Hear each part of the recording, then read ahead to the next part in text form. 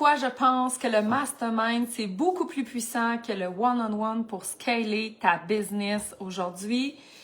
C'est le sujet de mon live qui va être très rapide. Donc, si vous êtes là en live, dites-moi bonjour. Si vous pensez que ce live-là peut aider une autre femme entrepreneur qui est en train de scaler sa business, qui a déjà les bons revenus, peut-être qu'elle fait déjà 100 000, 50 000, 200 000. On s'entend que c'est différent pour chaque entrepreneur, ce qui nous reste à la fin. Donc, selon votre définition de ce que c'est d'avoir déjà du succès avec votre entreprise, par exemple, de travail autonome, ou vous commencez à déléguer, bien, partagez ce live-là ou taguez la personne dans les commentaires parce que ça va être vraiment intéressant. Je vais vous dire, puis je vais vous expliquer pourquoi moi, je pense que c'est vraiment mieux de faire partie d'un mastermind pour scaler ta business que du one-on-one. Fait que si vous êtes là en live, dites-moi bonjour. Salut Sylvie, j'espère que ça va bien. J'espère que vous m'entendez bien. Parce que l'autre fois, j'avais mon micro puis ça marchait pas très bien. Donc, si vous êtes là, dites-moi si vous m'entendez bien. Si vous êtes là en replay, ben mettez-moi un hashtag replay. Puis les femmes CEO, ben vous pouvez mettre un hashtag CEO. Ça me fait plaisir d'avoir que vous êtes là. Puis vous pourrez venir nous dire qu'est-ce que vous pensez justement du mastermind. Ça ferait plaisir d'avoir vos commentaires. Donc, pourquoi je pense que c'est mieux un mastermind et que c'est encore beaucoup plus puissant que du one-on-one? La première raison, puis vous me direz si vous avez déjà vécu ça, c'est que vous faites... Salut Paul! Dis-moi si tu m'entends bien, juste être sûr avant de commencer, parce que mon micro, la dernière fois, ça marchait pas. Les gens ne m'entendaient pas. Donc, je vais être sûre que vous m'entendez aujourd'hui. Pourquoi plus fort le mastermind que le coaching one-on-one? Ben la première raison, puis c'est ça. Dites-moi si ça vous est déjà arrivé, cette situation-là, c'est que vous faites du coaching one-on-one avec une coach que vous admirez ou des fois c'est dans un grand groupe. Puis, dans le fond, quand elle vous parle de ses histoires, quand elle vous raconte ses succès, quand elle vous explique qu'est-ce qu'elle a fait, par exemple, pour atteindre tel chiffre ou tel revenu ou tel genre de succès dans sa business. Bien, c'est tellement un grand décalage avec où vous êtes présentement que vous vous sentez pas relié, vous vous sentez pas concerné et c'est tellement grand que vous avez l'impression que c'est possible pour elle, mais que ça sera jamais possible pour vous. Je sais pas si ça vous est déjà arrivé. Moi, ça m'est déjà arrivé en coaching, d'avoir une coach et de tellement sentir qu'il y a une grande différence au niveau de notre vécu, au niveau de où elle est rendue, puis c'est tellement loin pour elle que je me reconnais pas, puis j'ai de la misère à embarquer, puis à appliquer, puis à la comprendre, puis c'est difficile, ça fait trop un gros décalage. Mais ça, c'est la première raison. Dans un mastermind, normalement, quand les gens sont choisis dans le mastermind, parce que dans le mastermind, normalement, on choisit les participants, les mentors ou les coachs qui font des masterminds. Moi, en tout cas, c'est sûr, le Cercle des femmes CEO, mon mastermind, pour lequel je fais un lancement présentement, il faut que vous appliquez. Il faut que vous demandez votre formulaire d'application. On fait un appel ensemble parce que je choisis les gens qui sont dans le mastermind, parce que je veux que le groupe, ça soit à peu près des gens qui sont dans les mêmes problématiques, qui veulent aller à la même place, qui ont les mêmes difficultés en ce moment, puis qui sont à peu près rendus à la même place. Parce que ce que ça fait, c'est que là, il y en a des fois qui tirent vers le haut, ils se disent « Hey, moi j'ai atteint ça, j'étais ici, je suis rendu là ». Par exemple, Roxane qui disait « Moi, je faisais peut-être 5 000 de récurrents, je suis rendue à 15 ». Tu sais, j'ai eu cette difficulté-là, mes ventes étaient instables, par exemple. Là, maintenant, j'ai réussi à stabiliser, par exemple, un 10 000, un 15 000, un 20 000 par mois. Des filles qui n'avaient pas d'offre signature, par exemple, que là, ils en ont créé une offre signature, puis ça leur crée des revenus récurrents sur les 6 à 12 prochains mois. Fait qu'ils arrêtent d'être tout le temps dans le travail à l'heure. Donc, ils sont en train de faire le même processus, puis ils sont proches l'une de l'autre. Même si c'est jamais totalement égal, on peut jamais être comme même niveau d'évolution qu'une autre personne, ben ça fait qu'ils sont proches, ça fait qu'ils se reconnaissent entre eux autres. Fait que oui, moi, je dirige le mastermind, peut-être rendu ailleurs dans certains niveaux, dans d'autres pas du tout, tu sais, c'est toujours relatif. Ben ça fait que les filles se reconnaissent entre eux. Ça fait un esprit de groupe. Ça fait que quand elle regarde l'autre personne, elle fait comme « Hey, j'étais là, j'étais où t'étais il y a vraiment pas longtemps, puis je suis pas encore rendue où ce que toi t'es rendu, mais là, je le vois que c'est possible pour toi. Je me reconnais en toi. Donc là, je commence à croire possible pour moi. » Et un des gros facteurs de succès, c'est de croire que c'est possible pour toi. Donc, s'il y a tellement un gros décalage avec la coach, avec la personne avec qui t'es, puis t'es seulement avec cette personne-là dans un petit univers fermé, bien, ça va être plus difficile pour toi de réussir parce que tu vas pas croire 100% possible est vrai pour toi, cette nouvelle réalité-là. Donc, le mastermind, super fort pour les entrepreneurs qui veulent de la croissance. Fait que c'est la première des raisons, puis je suis sûre que les filles pourraient confirmer, celles qui sont dans mon mastermind, que c'est vrai, ou d'autres filles qui sont dans d'autres masterminds. La deuxième raison, c'est qu'on va normaliser des problèmes. On va normaliser des difficultés, on va normaliser des trucs émotionnels qu'on est en train de vivre, on va normaliser comment on se sent. Par exemple, une cliente ce matin qui est allée nous dire dans le mastermind qu'elle n'avait pas fait de vente le mois passé. Puis que ça la stressait bien gros parce qu'elle était encore dépendante présentement des ventes qui rentraient chaque mois. Tu sais, elle est en train de se défaire tranquillement pas vite, de dire « je suis obligée de vendre toujours », puis c'est des petits accompagnements, puis c'est des ventes rapides. Tu sais, par exemple, je vends des blocs d'heures, puis là, c'est pas récurrent nécessairement. Elle est en train de sortir de ça tranquillement pas vite, mais elle est encore dépendante vraiment des ventes pour avoir comme ses dépenses payées de base, son salaire de base, tous ses frais fixes de base payés. Fait qu'elle est encore un petit peu dans les montagnes russes. Puis le mois passé, ben, elle nous avoue qu'elle avait pas fait de vente, puis ça la stressait bien gros. Là, on avait une qui avait rentré, fait qu'elle était contente, puis elle voyait que ça s'en venait le reste. Fait qu'elle est venue nous en parler dans le mastermind, puis ça fait que ben les autres qui sont dans cette situation-là, ils disent « OK, coudonc, ben je suis normale. Je suis normale, moi aussi. Ça arrive à d'autres personnes, ça arrive à elle. Moi, je normalise souvent des choses aussi pour moi-même, même dans ma business, ou pour d'autres... Tu sais, moi, souvent, c'est pas au même niveau là, que je vais travailler sur moi-même que mes clientes, mais je m'en vais leur en parler. Comme ça, ils voient que, OK, c'est normal, même quand tu as un certain niveau de succès, il y a quand même toujours des choses que tu veux travailler. Il y a toujours des nouvelles pleurs que tu peux enlever pour aller travailler ton identité, aller travailler tes croyances, aller travailler comment tu te sens aussi dans tes succès et dans ce qui se passe en ce moment. Donc, normaliser des problèmes qui sont spécifiques au genre de business que tu as. Au style de vie que tu as, puis à ce que tu as envie d'avoir. Donc ça, c'est la deuxième chose qui est vraiment géniale dans le mastermind, puis qui n'est pas possible de faire en one-on-one, parce que oui, on peut venir normaliser ce qui se passe, mais de l'entendre de d'autres personnes ou de plusieurs personnes, ou que là, il y en a une qui dit, qui partage quelque chose qui s'est passé, et là, les autres font comme, oui, moi aussi, ça m'est déjà arrivé, moi aussi, ça m'est déjà arrivé. Fait qu'il y en a tellement d'autres qui ont vécu la même situation que toi, ou qui se sont sentis de la même façon, qui ont traversé la même épreuve. Ça fait que cette normalisation-là t'aide à grandir énormément. Parce que là, t'es pas chez vous tout seul à dire « Colin, qu'il y a juste à moi que ça arrive, ça. » Pourquoi il y a juste à moi que ça arrive? Par exemple, qu'une cliente a cancel ou que quelqu'un me dit qu'il va acheter puis qu'il le fait pas. Ou que justement, pendant un mois, je fais pas de vente. Pas aucune nouvelle cliente. Oui, j'ai des revenus récurrents qui rentrent, mais aucune nouvelle vente qui arrive. Donc, tout ça, on les normalise. Puis ça fait qu'on arrive à passer plus vite à autre chose, à régler ce problème-là et à avancer un petit peu plus rapidement dans notre évolution. Puis moi, c'est ce que je pense qui fait que il y a des femmes comme la moitié de mon mastermind, même plus que la moitié, ont fait le revenu de l'année passée dans les 3 premiers mois qu'on a travaillé ensemble. Quand même. OK? On ne peut pas garantir des augmentations de revenus jamais. J'ai aucun contrôle là-dessus. T'en as pas tellement toi non plus. Oui, tu peux là, quand même faire des actions puis prévoir, mais c'est jamais 100% garanti. Mais quand même, c'est quand même assez majeur.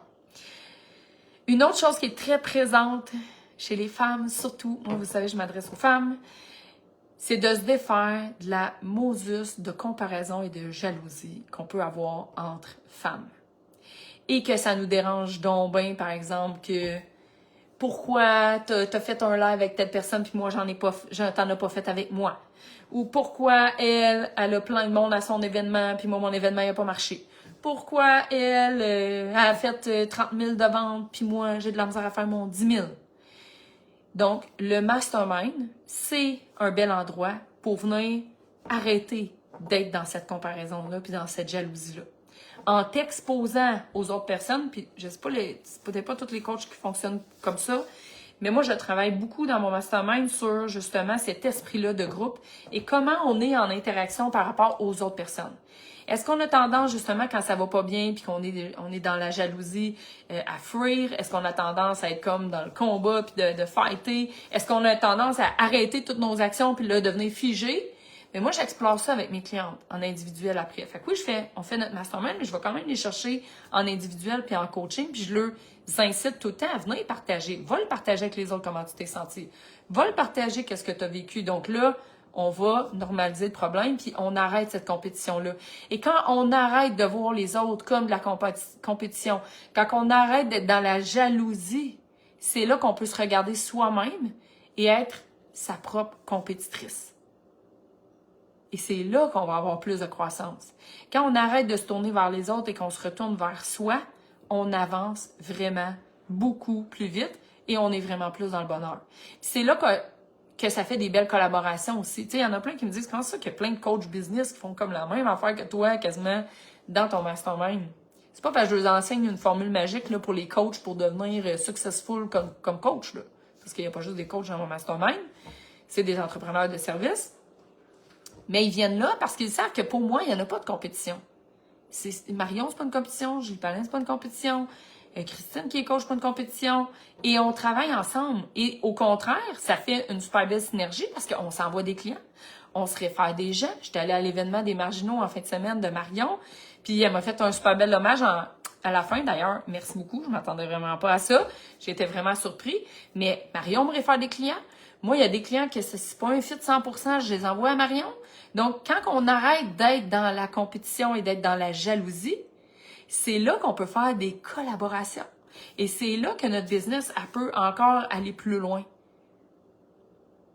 Et c'est quelque chose qu'on a à travailler les femmes parce qu'on est beaucoup dans cette compétition-là, on est beaucoup dans cette jalousie-là. Et ça, ces sentiments-là, ça nous stoppe dans notre croissance. Ça nous freine dans notre croissance. Parce que là, tu regardes ce que les autres font. Puis là, tu te compares aux autres. Puis là, tu te trouves bien poche. Pourquoi elle a du succès puis moi, j'en ai pas? Pourquoi elle, il y a un éditeur qui l'a approché pour écrire un livre puis moi, personne m'a édité? Pourquoi elle est invitée sur tel podcast puis moi, je suis donc une meilleure coach qu'elle puis pourquoi moi, personne m'a invité sur ce podcast-là? Puis là, on se dit des affaires de même dans notre tête. Et pendant qu'on est en train de penser à ça, on n'est pas en train de s'auto-valoriser, de se féliciter pour qu'est-ce qu'on a fait. Et c'est un facteur de succès parce qu'il y a personne qui va venir faire la cheerleader pour toi-même dans ta business. Si tu le fais pas pour toi-même, personne va venir le faire. Mais c'est pas vrai. Quand tu es dans un mastermind, tu as plein de femmes entrepreneurs extraordinaires qui ont plein de succès qui viennent justement faire ta cheerleader. Ça, oui, dans un mastermind, on fait ça. On célèbre nos succès et il y a plein d'autres femmes entrepreneurs géniales qui viennent célébrer et amplifier ton succès. Et là, ça fait quoi? Ben, ça fait que on le reproduit encore plus. Donc ça, c'est la troisième. En tout cas, je sais pas comment je suis rendue dans mes numéros, mais c'est un autre en 3. Un autre facteur de succès des entrepreneurs, c'est quoi? C'est l'action. C'est le courage. C'est de faire des actions alignées vers ton grand rêve, vers la plus grande version de toi.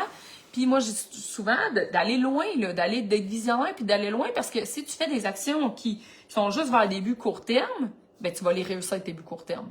Mais est-ce que ça va t'amener à ta grande vision long terme? Souvent pas pantoute parce que souvent, c'est même pas les mêmes actions. Mais comment on fait pour réussir à faire des actions qu'on se dit, ça sera peut-être pas payant tout de suite, ça va être, c'est pour ma vision dans 20 ans. Puis comment on fait pour voir cette grand rêve-là puis cette grande vision-là dans 20 ans puis de la réaliser peut-être dans 5? Il y a un élément qui va être à tout coup, qui donne à tout coup du succès. OK? Ça, je vous le dis, c'est garanti. OK? Garanti là-dessus. On peut pas garantir des augmentations de revenus, mais ça, je vous jure que c'est étampé garanti. C'est d'avoir du courage. D'avoir le courage de les faire, les actions, d'avoir les révélations, de faire les actions. Et après ça, c'est quoi? Ben, tu dis, ah, c'était une bonne action ou ça n'était pas une bonne. Mais comment on fait pour faire ça? Ça nous prend du courage. Du courage. Et être courageux, c'est quoi? C'est quoi, dans le fond, la définition du courage? C'est de peut-être risquer de te tromper. De peut-être risquer de te péter la face. C'est d'être vulnérable, dans le fond. De montrer ta vulnérabilité. Et quel meilleur endroit pour venir se pratiquer être vulnérable qu'avec d'autres femmes entrepreneurs qui sont dans le même processus que toi.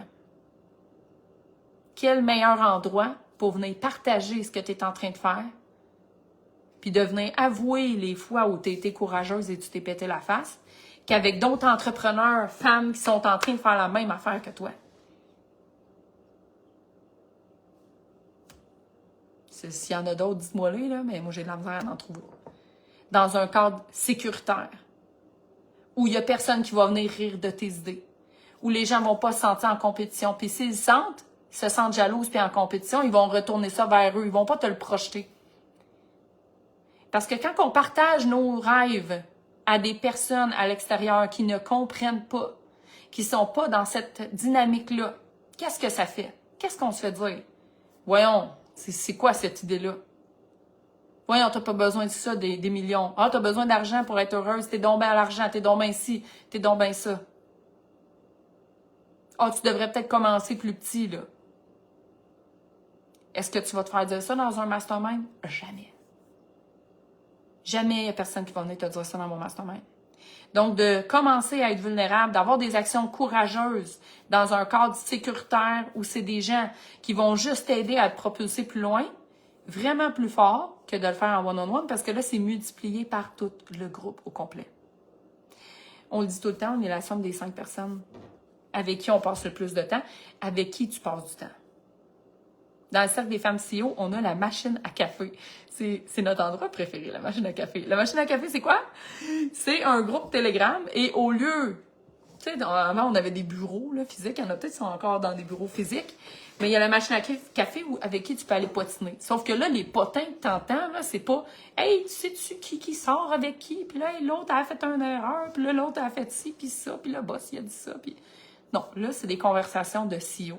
Donc, au lieu d'aller scroller sur les réseaux sociaux puis regarder la vie des autres, bien, les filles, ils viennent partager dans la machine à café des expériences, des transformations, des révélations qu'ils ont eues, des challenges.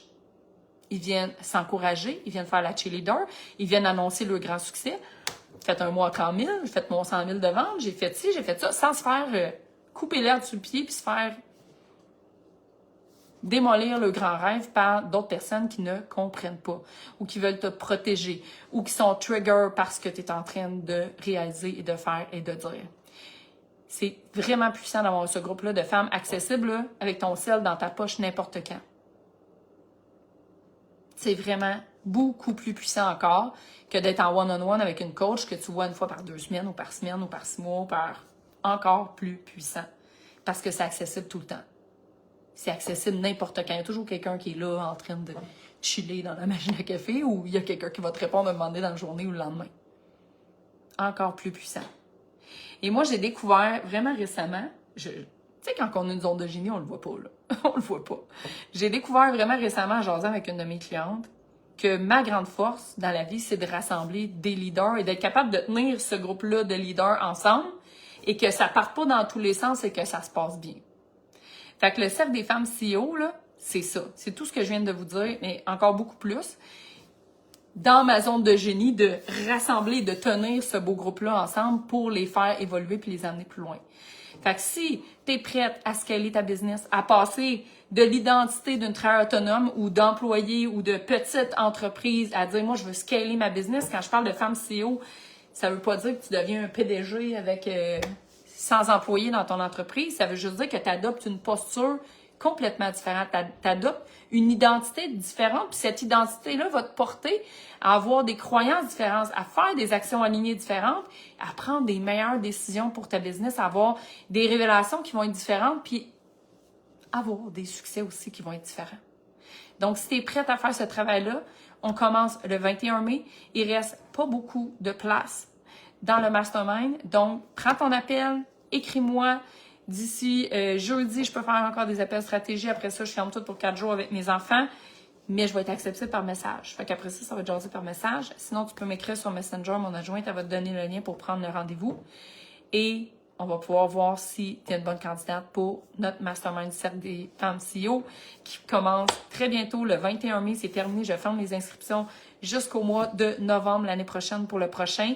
Donc, c'est le temps. Si tu es prête à scaler ta business cette année, si tu as envie d'avoir de la croissance maintenant, tu as envie d'avoir ce bel environnement-là qui est encore plus fort que du one-on-one, mais si tu veux du one-on-one, on peut en faire aussi dans mon option VIP ensemble en plus du cercle, ben écris-moi, puis ça va me faire plaisir de t'envoyer le lien. Ben, Céline va t'envoyer le lien, mon adjointe. Je vous souhaite une super belle journée. Moi, je m'en vais travailler au spa sur ma retraite femme puissante que je vais vous parler très bientôt. Mais je lance ça comme ça à la fin. Si vous avez envie de faire des événements en présentiel avec mon cercle des femmes CEO, vous allez avoir 4 retraites cette année. Vous allez avoir l'opportunité de venir vivre des expériences avec nous transformatrices. Le prochain, c'est Femmes puissantes, donc je vais en parler quand mon lancement va être terminé. Mais si c'est quelque chose qui vous intéresse de venir en retraite avec nous, écrivez-moi puis je pourrais vous envoyer tout de suite les infos. Fait que je vous souhaite une super belle journée. Je vais en préparer ma retraite. C'est le fun, de travailler au spa. 2 jours en ligne. 2 jours en ligne, travailler au spa. C'est ça, j'ai décidé ça. Je vais dire comme Julie Palin, ça c'est très femme CEO. ça c'est femme CEO de faire ça. Travailler 2 jours au spa, c'est femme CEO. Fait que bonne journée les filles.